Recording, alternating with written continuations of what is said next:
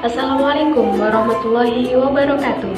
Saya Nahdlatul Ulama dari Offering B8 PG PAUD Universitas Negeri Malang akan memaparkan rancangan kurikulum dari Lembaga TK Tunas Cendekia yang beralamatkan di Jalan Raya Sukokidul RT 8 RW 3 Sukokidul Kule Kabupaten Trenggalek dalam rangka memenuhi tugas mata kuliah kajian kurikulum PAUD.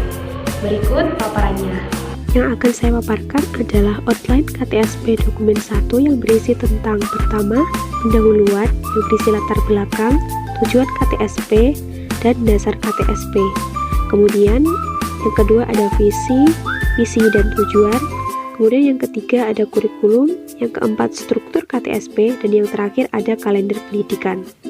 Adapun latar belakangnya adalah pengembangan kurikulum merupakan salah satu upaya untuk mengoptimalkan perkembangan anak melalui program pembelajaran yang mencakup perencanaan, pendekatan, dan strategi pembelajaran serta penilaian yang disusun secara sistematis.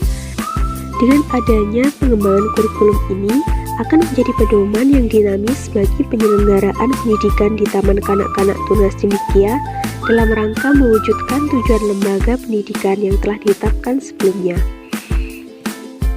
Yang selanjutnya adalah tujuan. Yang pertama, menjadi acuan bagi satuan pendidikan TK dalam penyusunan dan pengembangan program layanan pendidikan, memberikan panduan dan arahan kepada pendidik supaya dapat mengembangkan model-model pembelajaran yang tepat sesuai dengan bidang-bidang pengembangan peserta didik.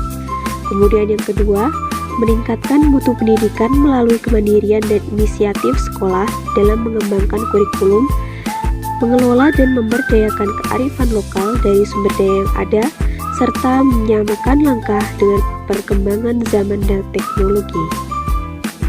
Kemudian yang selanjutnya adalah dasar KTSP. Dasar KTSP-nya bisa dilihat seperti yang tertera di atas.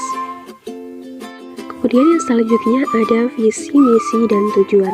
Yang pertama adalah visi, yakni mewujudkan lembaga pendidikan anak usia dini yang unggul, berkualitas, berkarakter, dan berdaya saing. Kemudian, adapun misi dan tujuannya bisa dilihat pada yang tertera di atas. Kemudian yang selanjutnya, yakni karakteristik. Yang pertama, tentang metode. Metode yang digunakan adalah bercerita, tanya jawab, bercakap-cakap, demonstrasi, karya wisata, sosiodrama, pemberian tugas, serta eksperimen. Kemudian yang selanjutnya ada kegiatan-kegiatan lembaga. Kegiatan lembaganya itu bisa meliputi kegiatan ekstrakurikuler, pendidikan karakter, dan pendidikan keluarga. Adapun kegiatan ekstrakurikuler yang diadakan adalah drum band, bahasa asing dan daerah, serta seni rupa dan seni kriya yang berbasis kearifan lokal. Kemudian pendidikan karakter ini disediakan untuk mengarahkan pada pembentukan karakter individu supaya menjadi pribadi yang mampu mengembangkan tanggung jawab moral dan nilai agama melalui pembiasaan. Kemudian yang ketiga ada pendidikan keluarga. Pendidikan keluarga yang diterapkan di TK ini ada pertemuan orang tua dengan wali kelas, kelas orang tua, bazar day, field trip, dan cooking on the spot.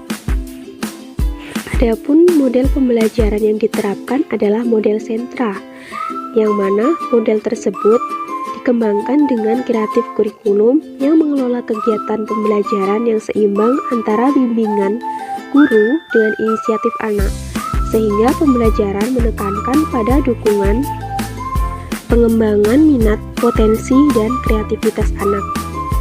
Kemudian yang selanjutnya adalah prinsip-prinsip pembelajaran yang diterapkan, yakni berorientasi pada perkembangan anak, berorientasi pada kebutuhan anak, bermain sambil belajar, stimulasi yang terpadu, menggunakan pendekatan tematik, pembelajaran aktif, inovatif, kreatif, efektif, dan menyenangkan, lingkungan aman, nyaman, dan kondusif, menggunakan berbagai media dan sumber belajar, serta menggunakan pendekatan saintifik. Selanjutnya adalah struktur.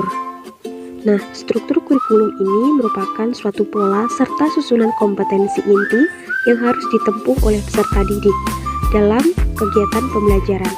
Struktur kurikulum ini disusun berdasarkan standar pendidikan anak usia dini yang meliputi 6 aspek perkembangan, yakni nilai agama dan moral, fisik motorik, kognitif, sosial emosional, bahasa, dan seni.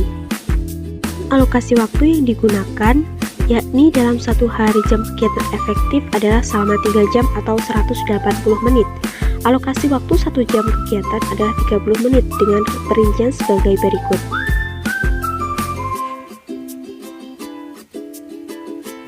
Kemudian untuk kalender pendidikannya seperti yang tertera pada gambar di atas. Sekian pemaparan dari saya. Apabila ada kurangnya saya mohon maaf.